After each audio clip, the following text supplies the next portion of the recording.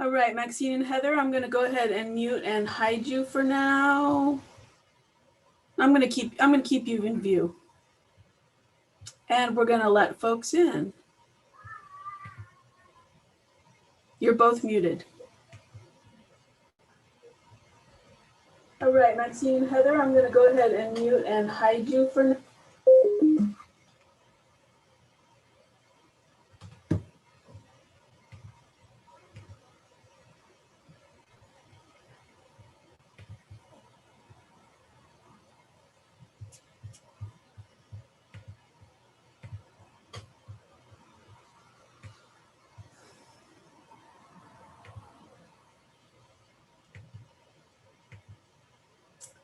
Hello, friends in the audience.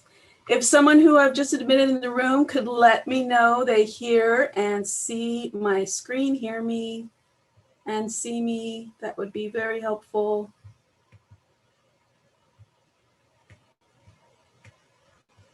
Hello, friends. Welcome, welcome.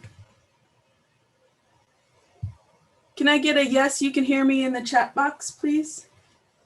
From an audience member.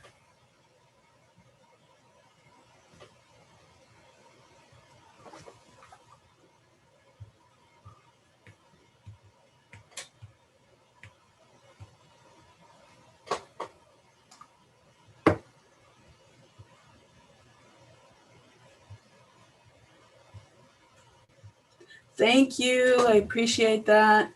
It helps us know that we're being seen here. All right, we're going to get started right on time today at noon, 1 minute.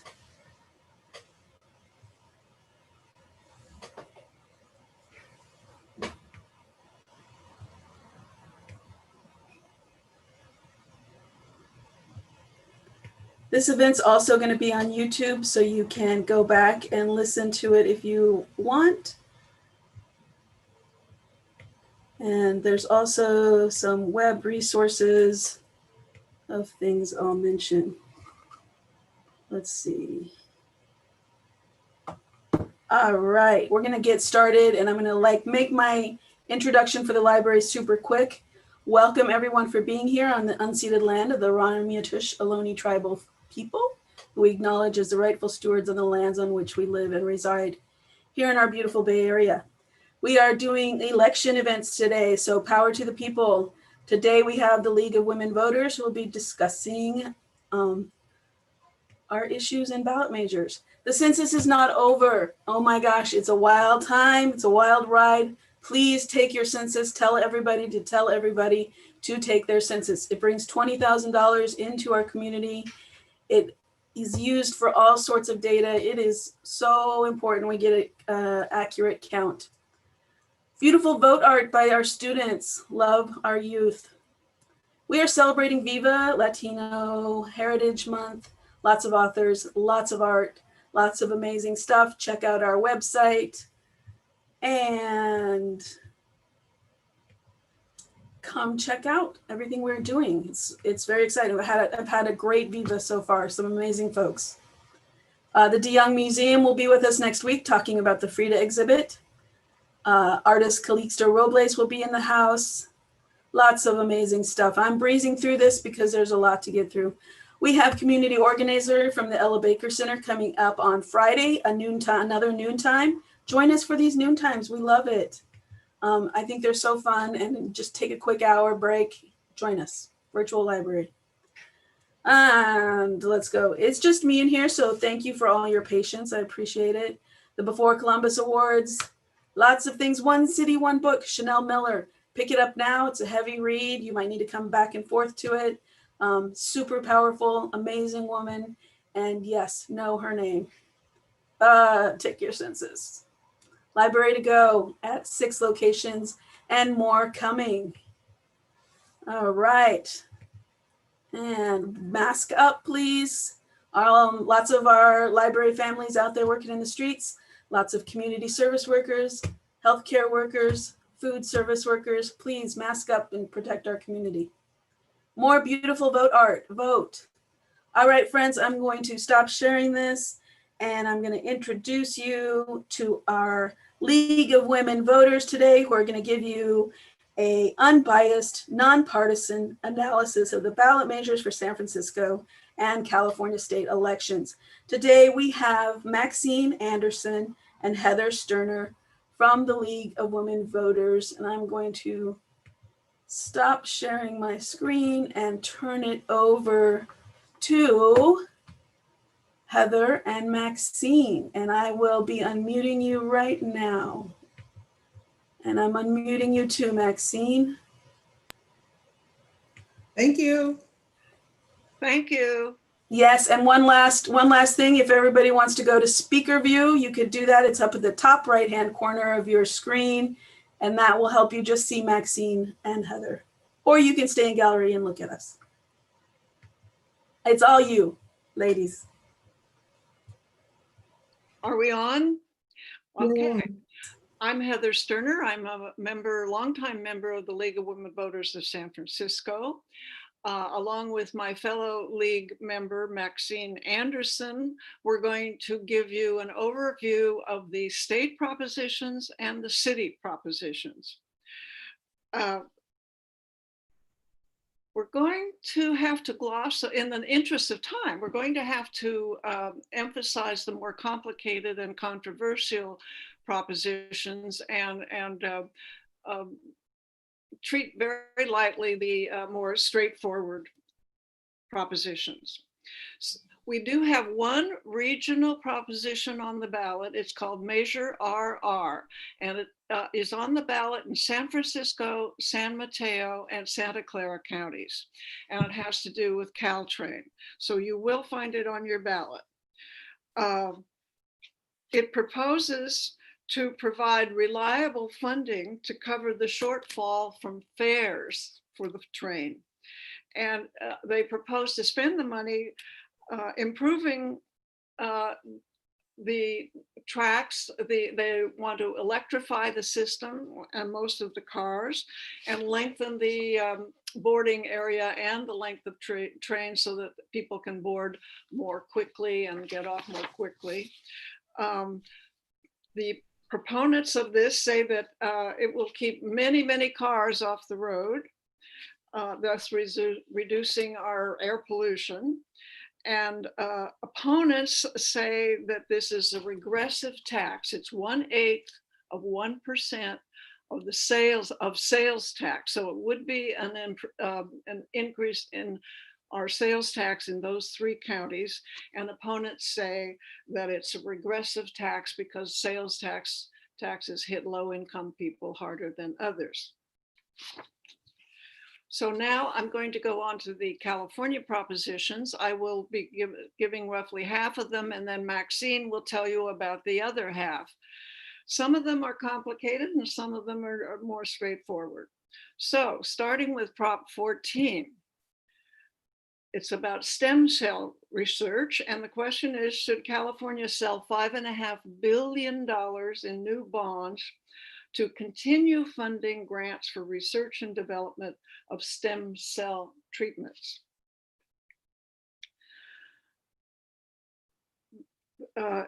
This would be spent on research for the diseases affecting the brain, such as Alzheimer's and Parkinson's.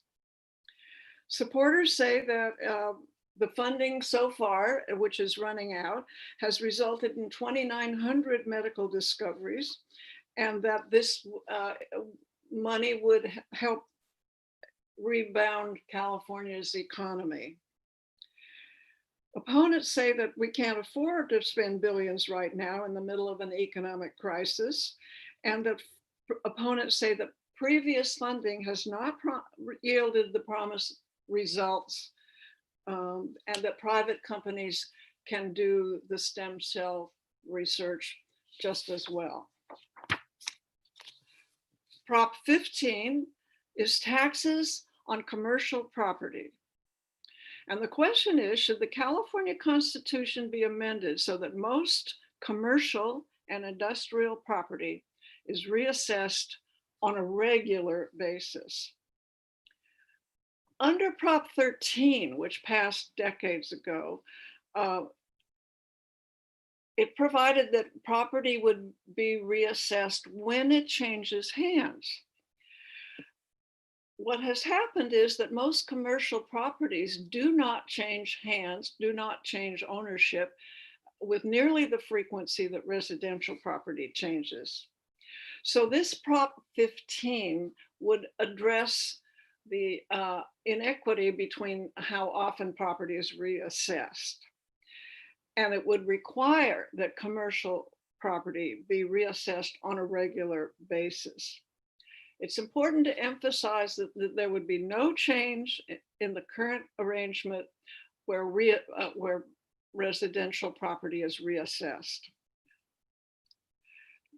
The reassessments would start in 2 years, and there would be a number of exceptions. Small businesses with fewer than 50 employees would not pay tax on personal property. Commercial properties worth 3 million or less would also be exempt.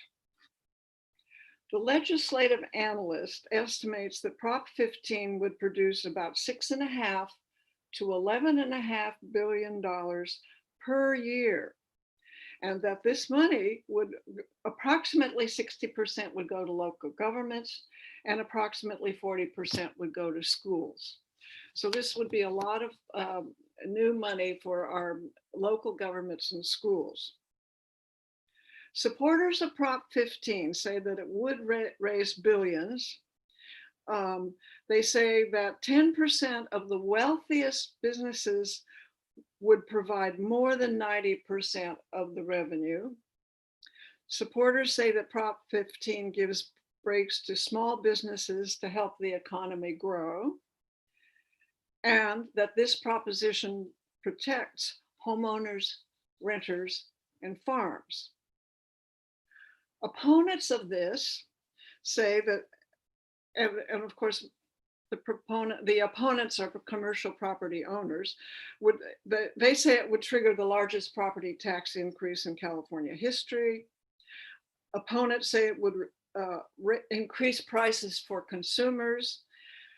They say it would make harder to start a small business, and that it would be costly to administer. This is a very, very important proposition. Prop 16 is about allowing public agencies to consider diversity. And the question is, should California and local government entities be allowed to consider diversity as a factor in public employment, public education, and contracting decisions? Before 1996, California and local entities had affirmative action programs.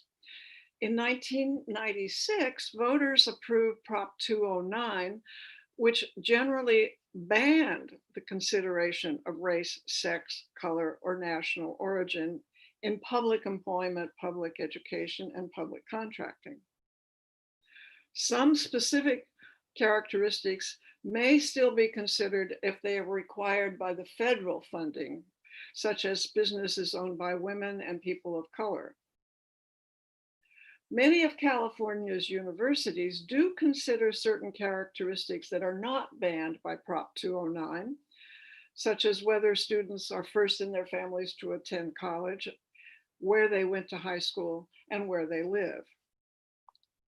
So Prop 16 would eliminate the ban on the consideration of race, sex, color, ethnicity. It would not mandate affirmative action, but it would allow affirmative action. Prop 16 would not establish quotas. Supporters of Prop 16 say that it means equal opportunity for all Californians. Supporters say that women and people of color are still discriminated against. And they say that we need to strengthen California by overturning discrimination in all areas. Opponents say that approval of Prop 16 would be a step backward, introducing a new form of discrimination to favor politicians' favorites. Opponents say let's not perpetuate the stereotype that minorities and women can't make it unless they get special preferences. Opponents say that it would be costly to enforce. Prop 17 regards voting rights for people on parole. Currently, the California Constitution prohibits people in prison or on parole from voting. This proposition would allow people on parole to vote. It would amend the California Constitution. State parole generally supervises for a period of time those who serve a state prison sentence for serious or violent crimes. There are approximately 50,000 people currently on parole in California. Supporters of Prop 17 say that when people complete their prison sentences, they should be encouraged to re-enter society and have a stake in their community. And that restoring their voting rights would do that for them, make them feel back again as part of the community. 19 other states already allow this, and so should California. That's what supporters say. And as I said, supporters say that nearly 50,000 Californians, they pay taxes at local, state, and federal levels, but they still cannot vote. Opponents say that Prop 17 would allow violent criminals to vote. They say that parole in California is for serious and violent criminals who have victimized innocent citizens. And opponents say that parole is to prove rehabilitation, while full liberty, including voting rights, is restored. The next proposition is also about voting rights, and this pertains to voting rights for 17-year-olds. And the question is, should 17-year-olds who will be 18 by the general election be allowed to vote in the primary and special elections that lead up to the general election? Currently, a person must be at least 18 years old at the time of the election. So Prop 18 supporters say that would boost the number of young people who actually vote. Supporters say that 17 and 18-year-olds are heavily affected by policies, so they should be able to vote on them. Supporters say that Prop 18 would encourage young people to be involved in the lifelong journey of voting, which is essential in our democracy. Opponents say that allowing 17-year-olds to vote in primaries on tax issues and debt issuance is not a right, and it's not right because they do not pay taxes. They haven't paid them. Opponents say that 17-year-olds need more life experience before they vote. And opponents say that schools could persuade 17-year-olds to vote one way or another by teachers advocating for certain policies. Prop 19 would change property tax rules. And the question is, should the state constitution be changed to modify the rules for transferring property tax assessed values and using any resulting new tax revenues for fire suppression efforts, schools, and local governments? Annual property assessments are limited to 2%. When a change in ownership occurs, the property is reassessed at its current market value. Currently, some homeowners over 55 who have a severe disability or whose property has been impacted by a natural disaster are allowed a once-in-a-lifetime transfer of taxable value to a different home of equal or lesser value within 2 years.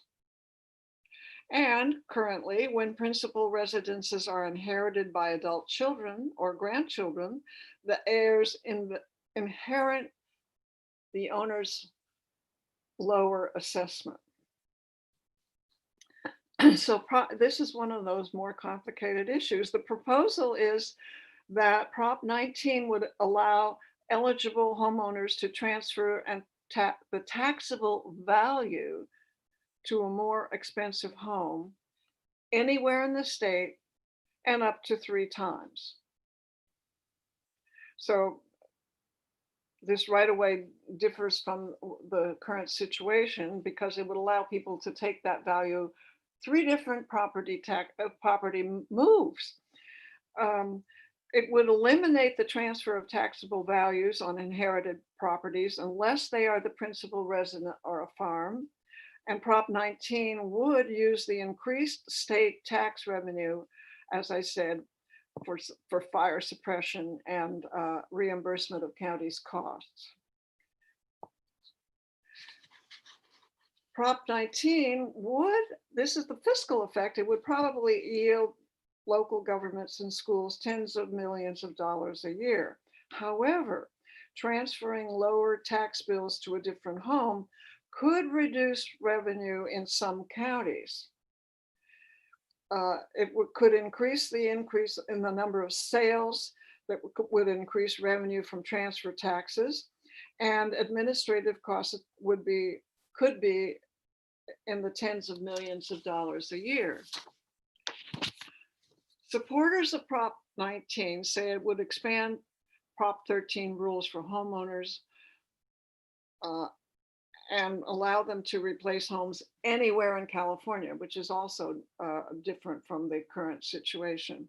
Supporters say it closes tax loopholes on inherited properties not used as primary residences, directing increased tax revenue to fire protection schools and governments, local government. Opponents of this one say that the state constitution was amended 3 times to protect the right of families to pass their home and up to 1 million in other property to their heirs without changing Prop 13 tax assessment. And opponents say that older homeowners will continue to get a break, but young buyers will still face high property taxes keyed to their purchase price. So now I'm going to turn it over to Maxine Anderson, who will finish the state propositions. Thank you, Heather. Okay, and good afternoon, everyone. Thanks for coming. And I'm going to start with Proposition 20, changes to criminal penalties and parole. The question before us is, should California law be amended to make changes to the process by which people are charged with certain crimes and the process for granting them parole? In the last 10 years, California has passed 3 measures intended to reduce prison populations.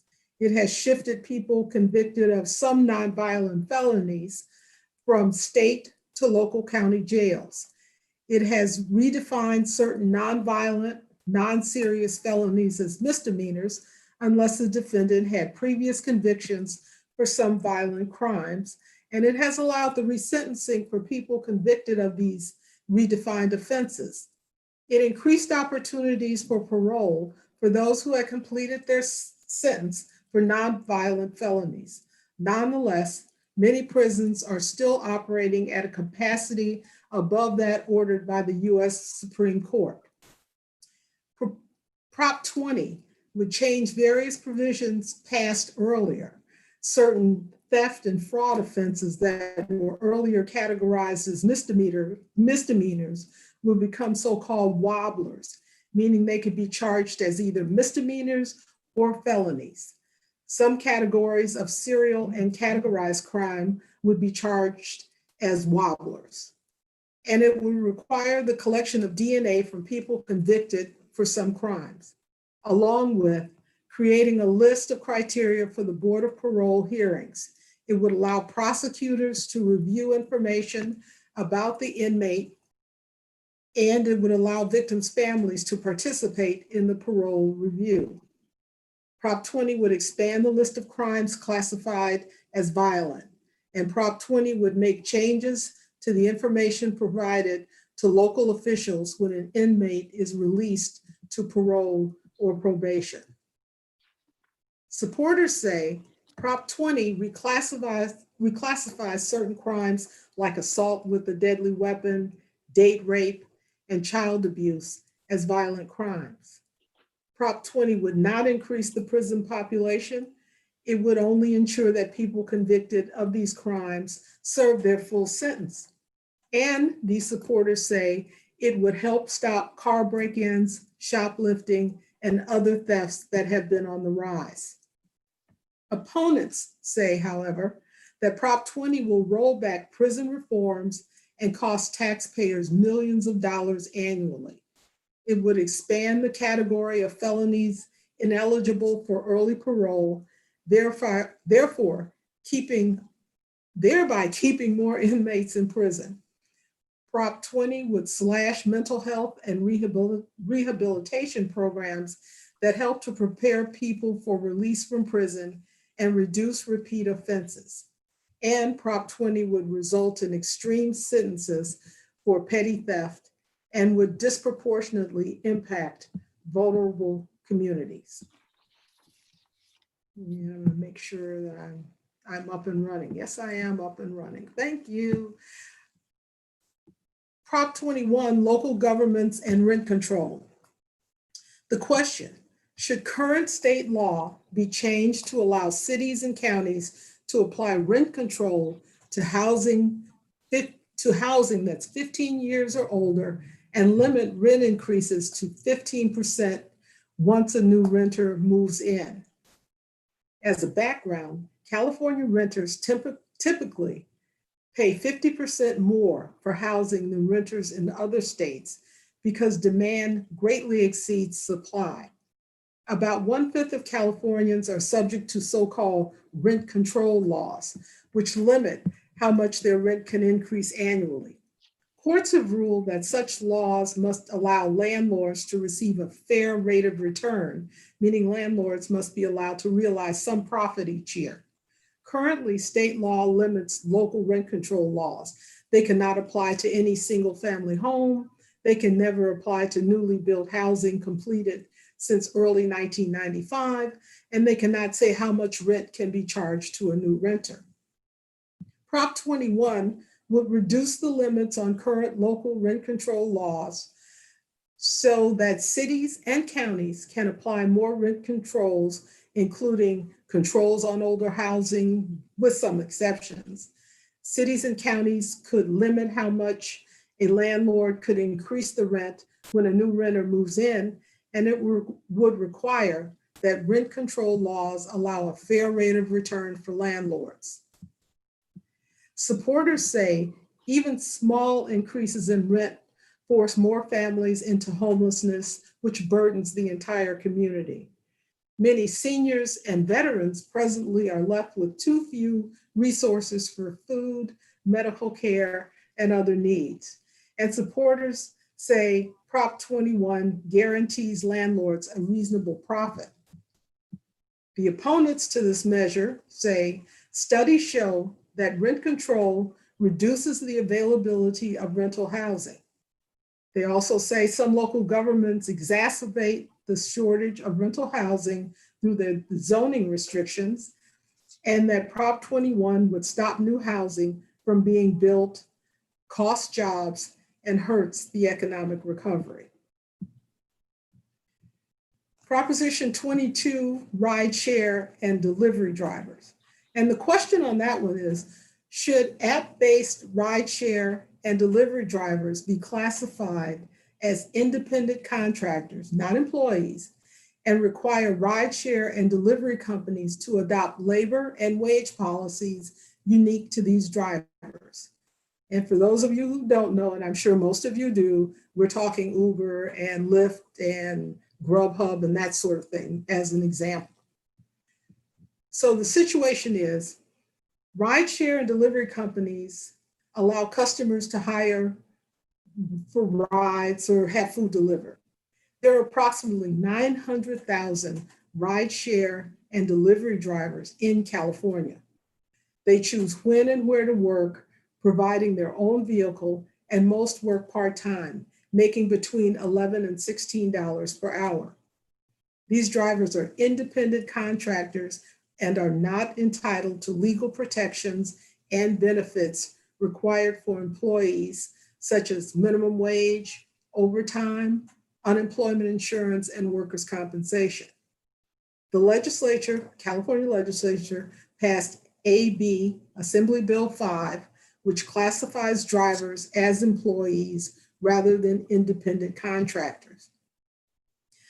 Prop 22 would reclassify drivers as independent contractors unless a company sets a driver's hours, requires drivers to accept certain rides or deliveries, or restricts them from working for other companies, and they would not receive benefits, those benefits outlined above. Instead, Prop 22 would require companies to provide a minimum compensation of at least 120% of minimum wage for each hour spent driving, a health insurance stipend, coverage of medical expenses when a driver is injured while driving, and restrict driving to no more than 12 hours a day. And also the companies would conduct criminal background checks and mandate safety training. Prop 22 would also prevent local jurisdictions from setting their own rules for rideshare and delivery companies, such as setting a higher minimum compensation. Supporters say AB 5 would lead to longer wait times, higher prices for riders, and less access to rideshare and delivery services. Prop 22 would improve delivery and rideshare work by requiring companies to provide new benefits and expand public safety protections.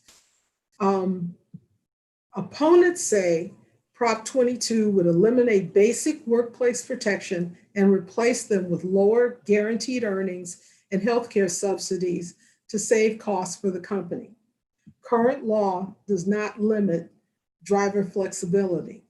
A majority of drivers work 30 or more hours per week. You should note that spending on this measure has been for the rideshare companies, $200 million in support of Proposition 22. This is just a side note, and for opponents of this measure, spending is starting to approach $10 million. A yes vote means rideshare companies can hire drivers as independent contractors who would get some benefits, but not all the benefits that businesses must provide for employees. And a no vote means rideshare companies would be required to hire drivers as employees with the benefits required for employees. Proposition 23, kidney dialysis clinics. This may look familiar to you. Ballot such as this proposal was presented before. And the question this time is, should outpatient dialysis clinics be required to have a physician on site at all hours when patients are being treated and offer the same level of care to all patients, regardless of insurance, and report infection-related information? Currently, there are approximately 600 clinics in California licensed by the California Department of Public Health that use federal certification standards. Most dialysis is paid for by Medicare and Medi-Cal, and private insurance pays rates that are higher than those paid by these programs. Prop 23, the proposal, Prop 23, says that clinics must have at least one physician on site at all hours when patients are receiving treatment, offer the same level of treatment, whether it's paid for by government or private insurers, and report more information about infection rates. Supporters of this proposition say patients should have access to a physician when being treated, proper reporting of infection rates would encourage improved quality of treatment, and strong protection should be provided to vulnerable patients when clinics close. Opponents say this proposition should not be on the ballot. It is a fight between the clinics and the union that wants to organize them and has been presented to voters before. Excuse me. Dialysis clinics are already strictly regulated, opponents say, and they also say that Prop 23 would force community clinics to cut services and close, putting lives at risk. Proposition 24, changes to consumer privacy laws. The question on this is, shall an existing law passed in 2018, the California Consumer Privacy Act, be amended to increase penalties on companies that fail to follow regulations to allow consumers more easily to opt in and out of sharing their data? To change the criteria by which businesses need to comply, and to create a new enforcement arm that would cost about $10 million annually. Right now, as most all of us know, with increased technology, there is concern that too much can be known about users. The Consumer Protection Act of 2018 brought protections. It affects businesses that make more than $25 million a year and make more than 50% of the annual revenue from selling personal data. Prop 24 would change the following. It would raise the threshold from 50,000 to 100,000 individuals whose data are subject to the rules. Consumers could direct businesses not to use their personal data. It would raise the penalties and mandate immediate penalties for violators. It would create a new California Privacy Protection Agency. Supporters of this measure, Prop 24, say it would prevent businesses from using or sharing sensitive data about your health, finances, race, or location. That it establishes an agency to strengthen existing protections, and that because it is a ballot initiative, it is less vulnerable to being watered down by legislators being pressured by lobbyists. Opponents say Prop 24 puts the burden on consumers to opt out of countless intrusive data collection practices one by one that companies are currently barred from by default. Opponents also say people without money to spend cannot pay for loyalty programs and can expect worse connections, slower downloads, and more pop-up ads. And they also say Prop 24 would allow employers to keep gathering data about things like employees' pregnancies, religion, or political activism. And finally, we have Prop 25, which is a referendum. Yes or no on getting rid of cash bail. The question is, should the law enacted by the California legislature, SB 10, to replace the current cash bail system be approved? Right now, in 2018, the legislature passed a bill that would do away with the money bail system so that people arrested or arraigned in court might not have to post bail in order to stay free pending their trial. The bill did not go into effect because this referendum was filed. So for people currently arrested and placed in county jail, they have the right to be released before their trial after the courts have considered the seriousness of the crime involved, the person's record, the likelihood of the person appearing in court. So some people in that situation could be released because they promised to appear. Others must make a financial guarantee that they will appear. And in those cases, if you have assets, you can use that as a guarantee. If you don't have assets, then you would arrange for a bail insurance policy to provide the financial guarantee. Bail insurance companies charge non-refundable fees to provide these financial guarantees. You should know also that the bail bond industry bankrolled the petition drive to get this issue on the ballot. Prop 25 would allow SB 10 to go into effect. It would eliminate the cash bail system. It would replace the cash bail system with risk assessment to determine whether detainees should be released, and those deemed of medium risk could be detained or released. High risk would have to argue their case to the judge, and many people who are charged with a misdemeanor could be released on their own recognizance. Supporters say the current system favors rich defendants who can easily make bail and keeps poor defendants and people of color in jail. People who are eventually found not guilty or not even charged may be stuck with large debts to pay off the bail or the fees. Opponents say the intentions of SB 10 are good, but its provisions may effectively result in more people being jailed than currently. Prop 25 would cost taxpayers, opponents say, that it would cost taxpayers hundreds of millions of dollars a year, overturning courts and creating a new bureaucracy. And that is the last of the state measures. And some of these, as Heather mentioned, are very complicated, and we urge you to go to www.lwvsf, like League of Women Voters San Francisco.org, and you can get all sorts of information, more in-depth information on these propositions that'll help you understand them. And if you're really into being a policy wonk, you can actually get links to read the things you need to read. And Heather, I'm returning this to you. Thank you.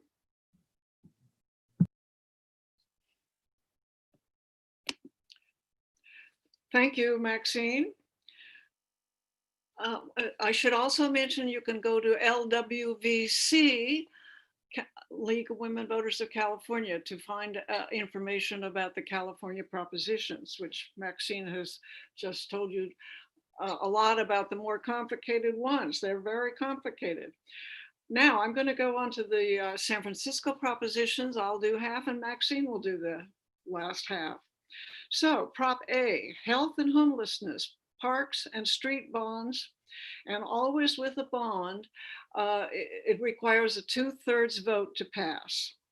And the question is, shall the city issue $487 million in general obligation bonds to fund homelessness projects, facilities, and services to persons with mental health and substance use disorders, as well as improve parks, open space, streets, and street infrastructure?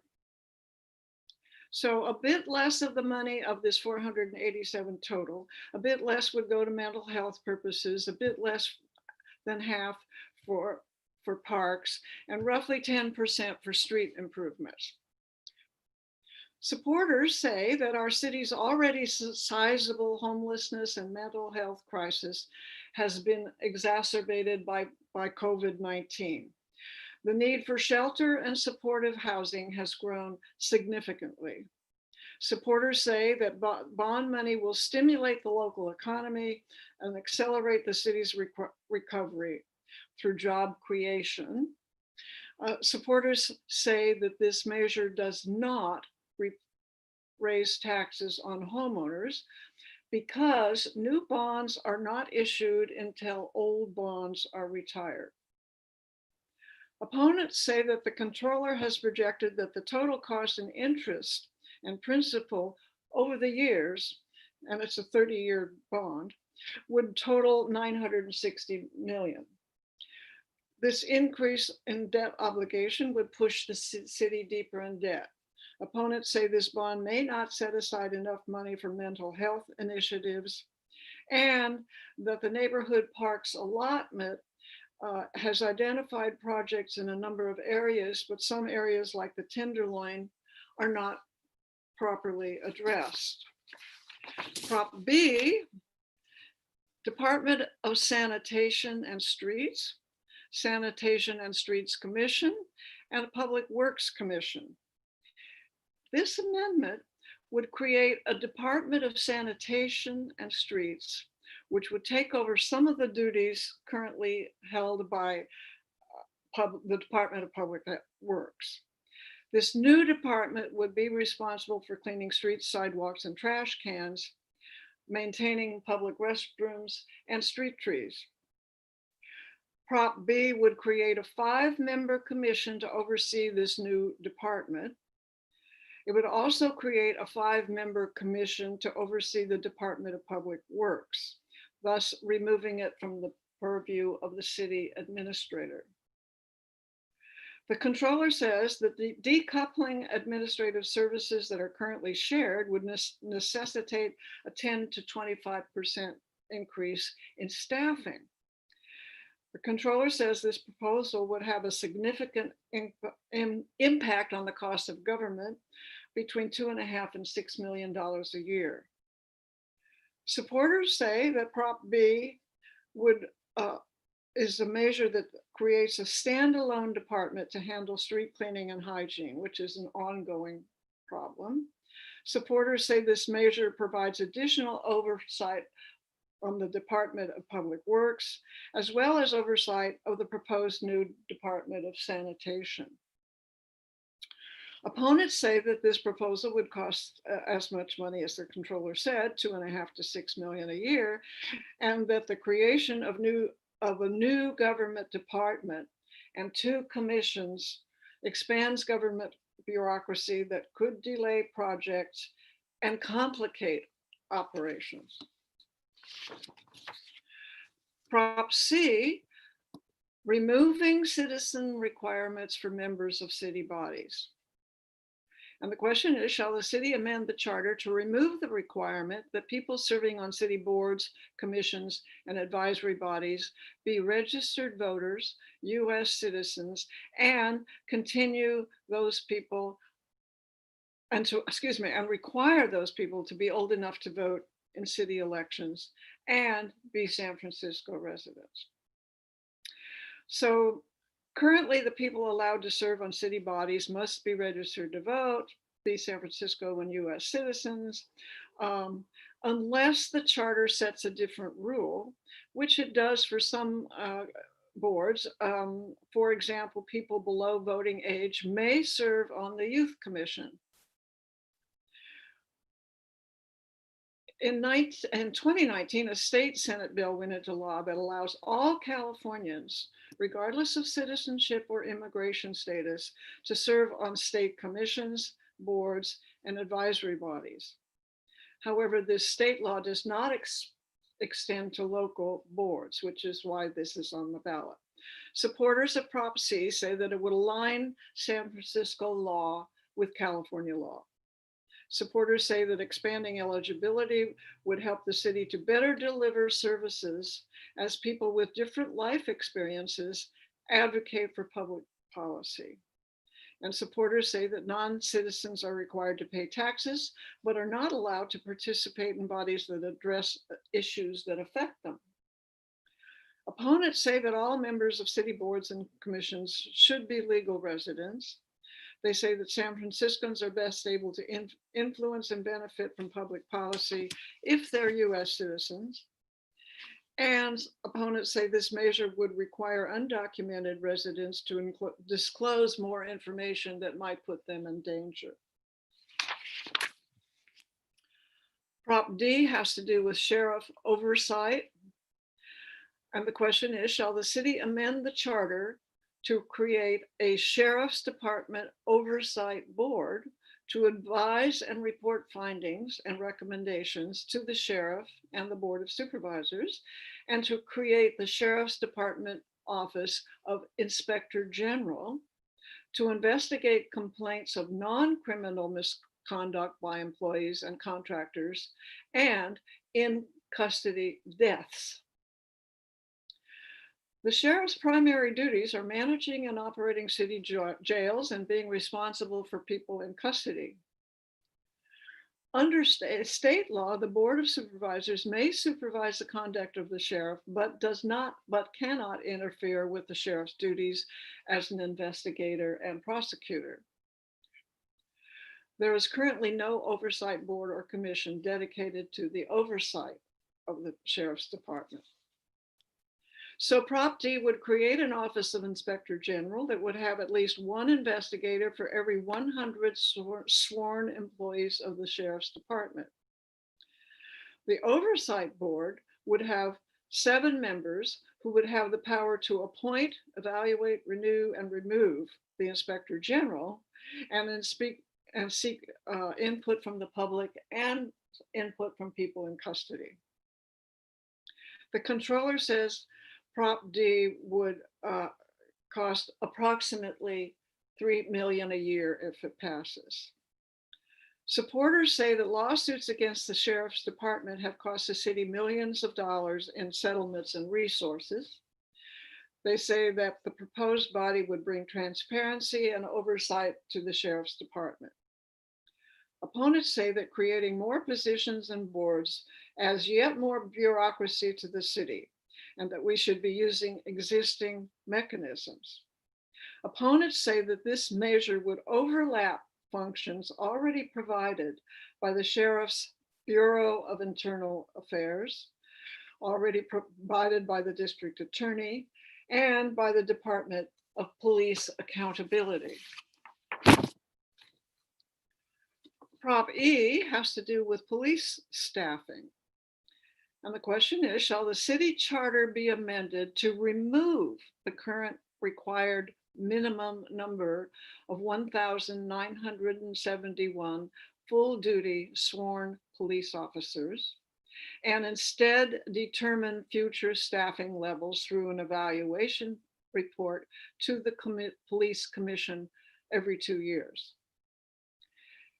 In 1994, voters approved a charter amendment establishing a mandatory staffing level for the police department. And this proposal would require the chief of police to submit this report, a report to the police commission every 2 years. A public hearing would be held on the report, and the police commission would be required to consider this report in approving a budget. The controller says this measure would not significantly impact the cost of government and might achieve savings by allowing for the reallocation of funds currently allotted for required staffing levels. Supporters say that the current required staffing level is arbitrary and not responsive to current population and neighborhood needs. And they say that the process of determining staffing levels should be data-driven. Supporters say that the current minimum staffing levels make it a challenge for the city to transition to supplementing police with social workers and substance use counselors for non-criminal calls. Opponents say this measure is a mechanism for the Board of Supervisors to reduce police department funding and staffing, rather than a true effort to implement data-driven determination about staffing. Opponents say that police staffing minimums should not have been included in the city charter in the first place, and that this legislation should have been in an ordinance which does not require taxpayer costs to amend in an election. Prop F is a business tax overhaul. And the question is, shall the city overhaul business taxes as outlined in the proposed measure, which I will explain, if the city loses either of the lawsuits filed against the early care, education tax, and homelessness taxes? Over the years, the city has collected many types of business taxes. And in 2018, voters approved measures that would impose taxes that have since been challenged in court. The funds collected have been impounded pending a settlement of this court issue. Prop F proposes to eliminate the payroll expense tax increase the gross receipts tax, expand small business tax exemption to 2 million, and eliminate the credit for businesses that pay similar taxes elsewhere. The proposal is that it would increase the administrative office tax and reduce the annual business registration fee. But as I said, much depends on the outcome of the lawsuits. The controller says that if approved, Prop F would result in additional revenue to the city of approximately 97 million annually once fully implemented. It proposes a temporary rate reduction for businesses heavily impacted by current economic conditions. Arguments in favor of Prop F is that it would provide tax relief for sectors impacted by COVID, including retail, restaurants, and hospitality. It would raise the ceiling for exemption from gross receipts tax for small businesses. It would generate new revenue to protect and maintain critical city services that are currently stymied by pending lawsuits. And they say, supporters say it would create an estimated 5,500 jobs by eliminating payroll tax and transitioning to a more equitable business tax system. Arguments against Prop F is that much is uncertain right now. We don't know what types of businesses will be here in the future. Implementing a new tax system would create even more uncertainty. Opponents say this is a massive tax increase of 97 million annually that will discourage new businesses from starting up and closed businesses from reopening. Opponents say this is a lengthy and complicated overhaul of city business taxes, making it difficult to understand its impact on the city as a whole. And opponents say it should have been two separate measures and not a combined charter amendment and an ordinance. Another complicated measure. And now I'm going to turn over the remaining city propositions to Maxine. Thank you very much, Heather. And I'm going to continue with Proposition G, youth voting in local elections. This is a charter amendment placed on the ballot by the Board of Supervisors. The question to you is, shall the city amend the charter to allow San Francisco residents to vote on local candidates and local ballot measures if they are US citizens, at least 16 years old, and registered to vote? California law provides that US citizens and residents of the state are eligible to register and vote if they are at least 18 years old. Supervisor Norman Yee introduced this proposition on behalf of the city's Youth Commission, which advises the mayor and supervisors on issues affecting young people.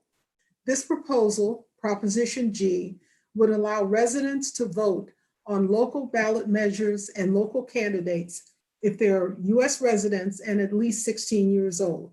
They would not be allowed to vote on state candidates or ballot measures, nor any federal candidates.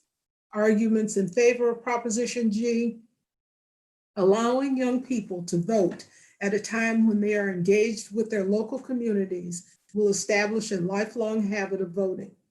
By including youth in local elections, San Francisco would have a more representative electorate and a fairer electoral system. Arguments against Proposition G: 16 and 17-year-olds lack the maturity and experiences necessary to vote. Many don't hold jobs or pay taxes, so may not fully understand the implications of some issues they may be voting on. 16 and 17-year-olds are not adults under the law. Laws prohibit individuals under the age of 18 from serving on juries, renting vehicles, and purchasing tobacco or alcohol. Then there's Proposition H, neighborhood commercial districts and city permitting. This is an ordinance placed on the ballot by the mayor, and it needs a simple majority to pass. The question to you is, shall the city amend the planning code for neighborhood commercial districts to allow for more permissible uses, eliminate public notification, and expedite the permitting process. Background on this is that neighborhood commercial districts are commercial areas outside of downtown where commercial use is allowed on the ground floor and other uses allowed on upper floors. The planning code determines acceptable uses in these areas. In order to open a business in the city, business owners may need permits from several city agencies. And in order to change the use of a property in certain areas, notification must be posted for 30 days. This proposal, Prop H, would streamline the current permitting and inspection process to 30 days and allow simultaneous cross-department review of applications rather than having them be sequential.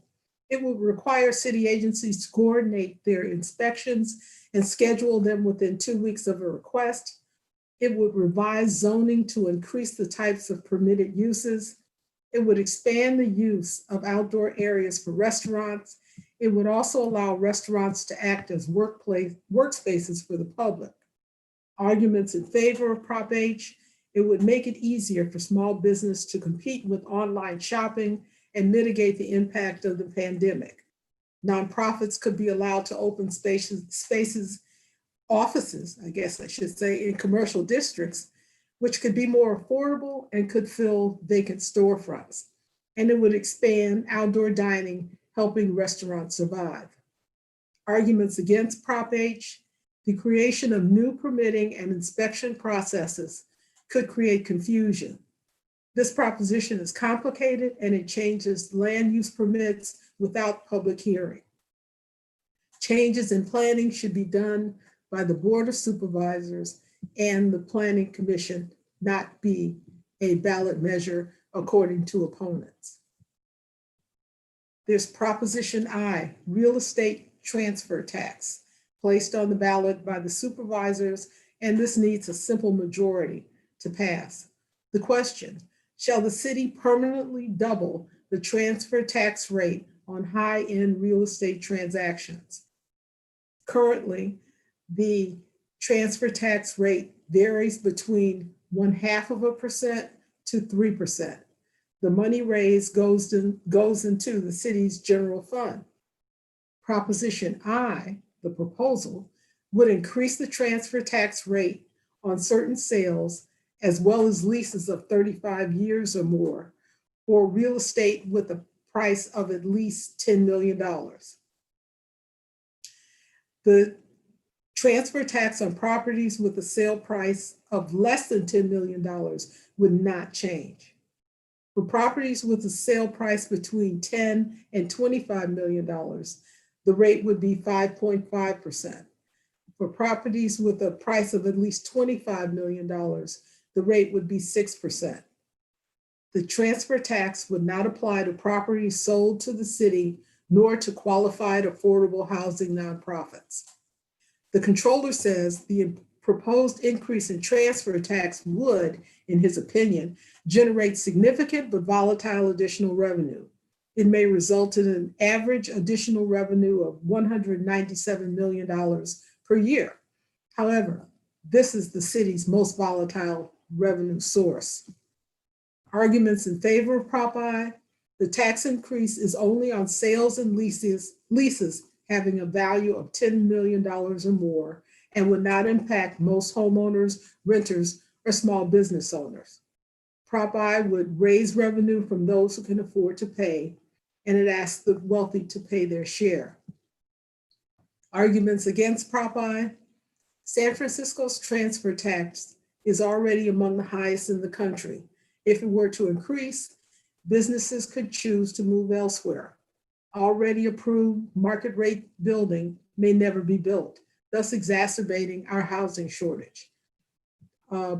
Opponents also say the city would not be able to rely on the funds from the tax because the increase would lead to unpredictable tax avoidance strategies, according to the controller.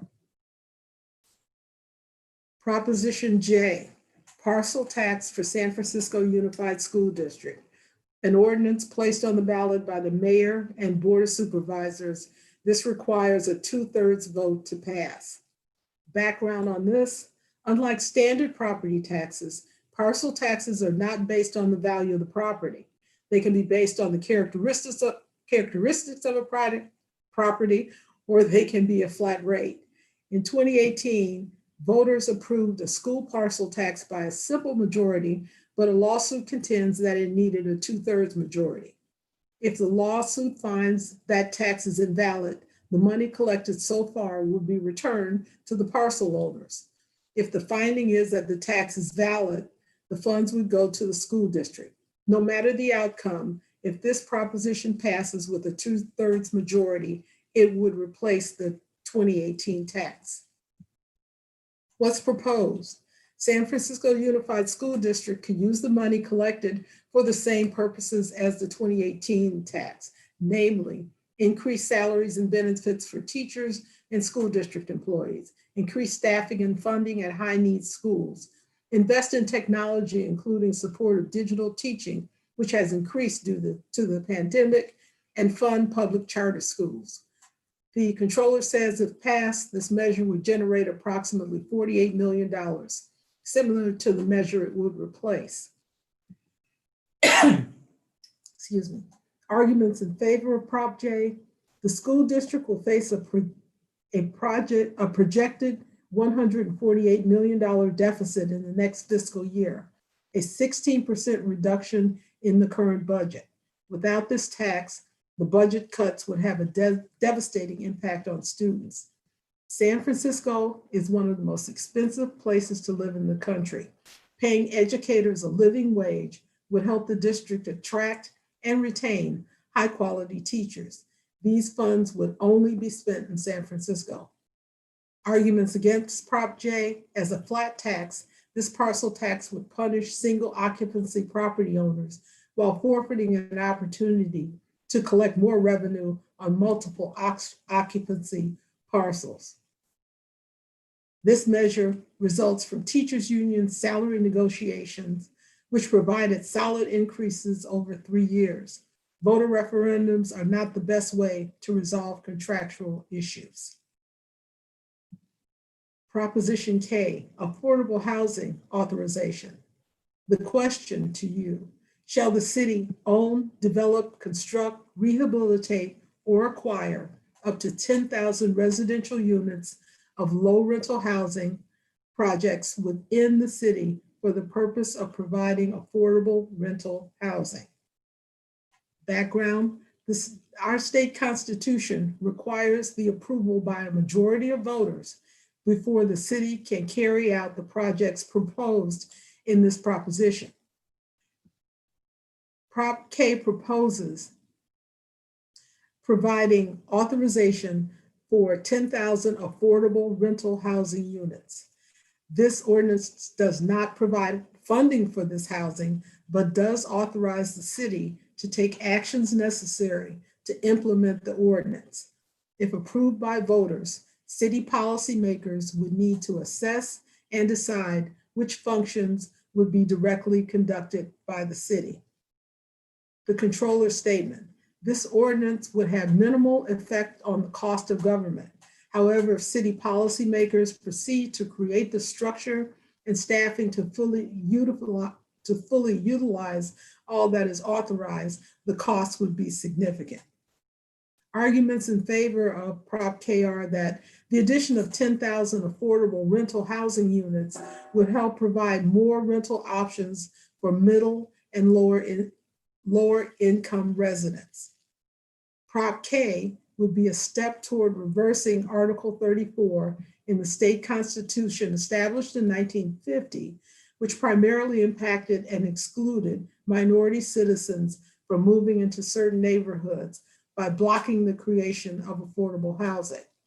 This ordinance would authorize a form of permanently affordable housing used in other major cities, which could help address homelessness. Arguments against Prop K: although the authorization of Prop K would be of no cost to taxpayers, the construction of the housing units could incur high operational costs, which would be funded by taxpayers. The ordinance does not specify how the housing units would be funded. And opponents also say these units built by the city, if these units built by the city were not properly maintained, there would be a risk that the buildings would fall into disrepair and negatively impact the communities where they are located. And then we have Proposition L, business tax based on a comparison of top executives' pay to employees' pay. And this ordinance was placed on the ballot by the Board of Supervisors. The question is, shall the city amend the business tax and regulations code to impose an additional gross receipts tax or an administrative office tax on businesses with greater than 100-to-1 ratio, greater than a 100-to-1 ratio of the compensation of the highest paid managerial employee to the median compensation paid to the employees based in the city? A mouthful. This proposal, this ordinance, would place an additional tax on some businesses in the city when their highest paid employee earns more than 100 times the median compensation paid to their employees. Controller's statement says that if approved, this ordinance would result in $60 to $140 million in additional revenue. However, it would be a highly volatile source of revenue. Arguments in favor of Prop L. Over the last 30 years, executive salaries in the United States increased by 940%, while employee wages grew by 11%. Prop L is intended to encourage businesses in the city to invest more in their workers by reducing this disparity. San Francisco is a desirable location for business headquarters. This tax is expected to increase the city's yearly spending limit by the amount collected, which is projected to be between $60 and $140 million. Arguments against Proposition L. The added business tax won't solve San Francisco's looming budget shortfall. Future revenues are unpredictable. Market rates and executive experience influence what businesses and their boards set for their top executive pay.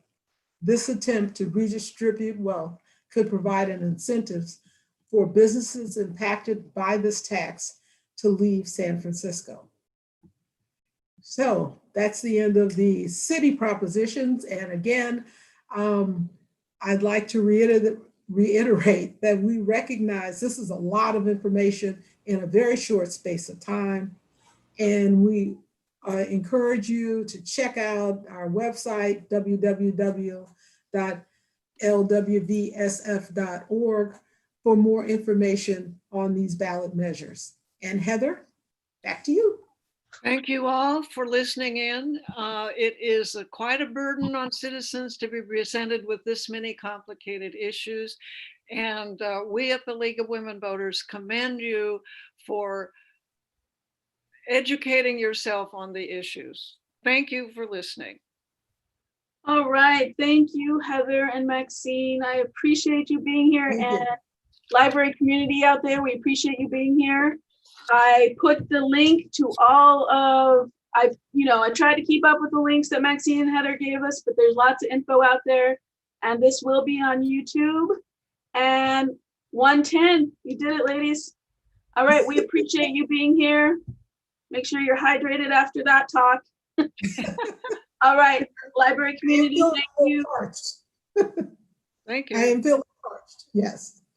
All right, friends, have a good afternoon and thank you for joining us at the SF. Okay, thank you. And thanks to all of you who came and listened in. Thank you very much.